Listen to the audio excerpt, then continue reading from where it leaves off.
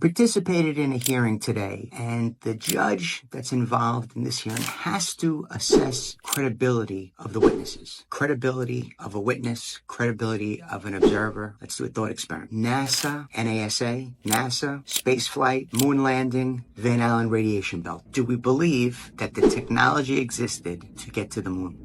Were we able to send astronauts through the Van Allen belt? I don't know. If you ever look at the moon lander, it didn't look too credible. Like a clunky, I can't even say clunky. It looked like a clunky aluminum foil and paper mache and fiberglass. I think even fiberglass would have been too good. In any event, there was written documentary evidence that had been submitted to the judge, and an indication that there was some type of misidentification, errant stray mark on a document. Perhaps a number had been tampered with, touched. A stray mark accidentally looked like a different number in a piece of evidence that was submitted in the case. And the judge has to assess the credibility of that piece of documentary evidence. And the judge said at a conference, if that piece of evidence is not accurate, it will call into question the credibility of spoken testimony. So if you find or believe or think that there was a photo doctored in the NASA moon landing, well, do we then throw out the baby with the bathwater? Can we say that the moon landing never occurred because there was a photo that showed wires? Or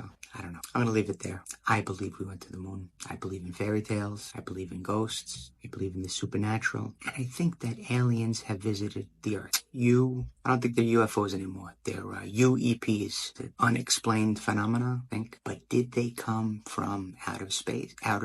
Or there was a cartoon, there was a comic book and a toy series when I was a child. It's called the Micronauts. And their tagline was that they came from inner space. Maybe the UEP came from inner space. Interdimensional travel. Yes, use me as your lawyer. Because although I speak UFO, I'm very good in the language of law.